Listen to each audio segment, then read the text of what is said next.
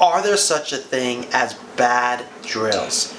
Oh my gosh, do I have an opinion about this? So, there are definitely such things as bad drills, and I see them all the time on Instagram, and it drives me so nuts. I sometimes become a troll, and I comment, and I say, this is a terrible drill, and this is why.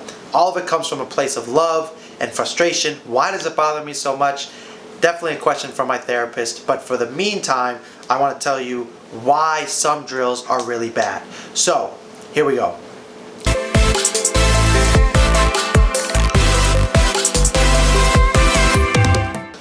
When you're younger than, I would say, 10, there aren't that many bad drills. Anything that you can do touching a ball is basically a good drill. So dribbling through cones, keeping your head down, juggling, anything really that has you with the ball is an okay drill. But once you get 14 and older, anything that doesn't relate to the game, in my opinion, is a bloody waste of time.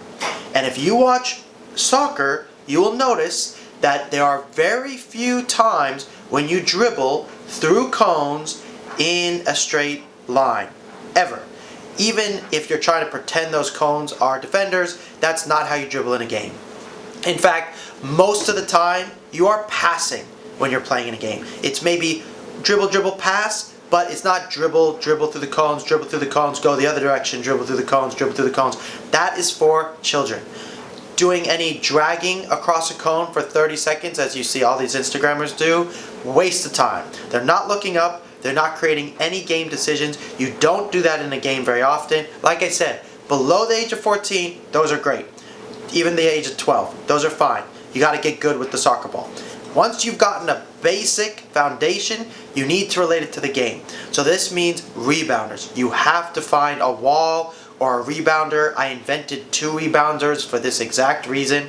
And then you need to look over your shoulder in every drill you do.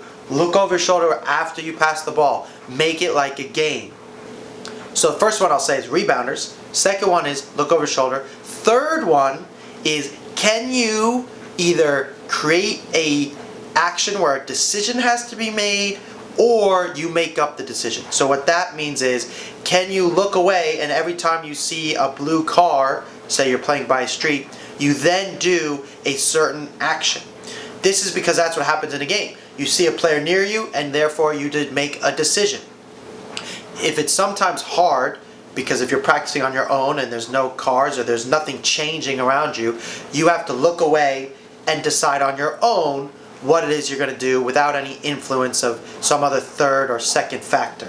In that case, you have to make up what you do. So don't have cones set up where you're just going to do the same exact movement every time, because that's not how a game works. You're going to do a similar movement, but then a slightly different movement. So you'll see I created a drill here. I'm passing off these walls, but in no order. I'm just trying to find the game, as I always say. Find the game.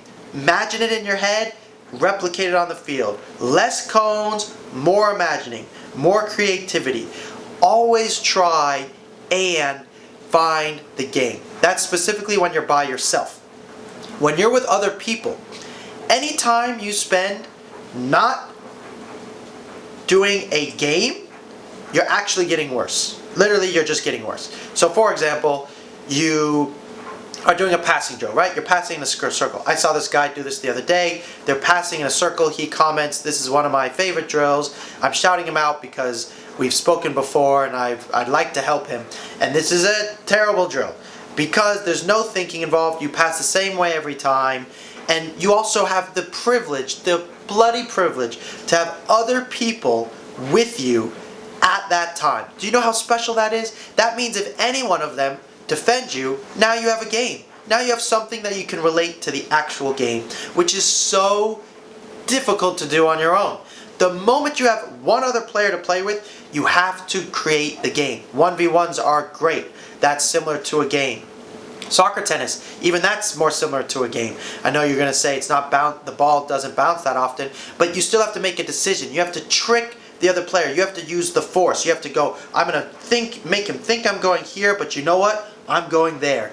That you cannot replicate on your own, and as you get to the highest levels, and this is true basically universally, the difference between amateurs and pros is not the technical, it's not the physical, it's the game decisions. So the more you can train game-like decisions, the better off you will be. So, if you're with a group of 4 people, rondos are a fantastic game. I've created 2 games somewhere here, I should tell you, and they're on my Instagram. They're called 2-touch smash and 1-touch smash, that are great when you're in a group of 4 and you still want to do passing, but you want there to be a challenge. The other thing is shooting games are fantastic, especially if you're going against each other, and then play a game, play scrimmage each other. It's sometimes difficult. I think it's in a part of the American culture where we think that if we're not working hard and somewhat miserable, we're not improving. I'm telling you, if you are playing a game, a soccer game, which is what we love doing the most, that's how you get better. That's the best way to get better. Play with other people. Have fun. You also learn so much faster when you're having fun.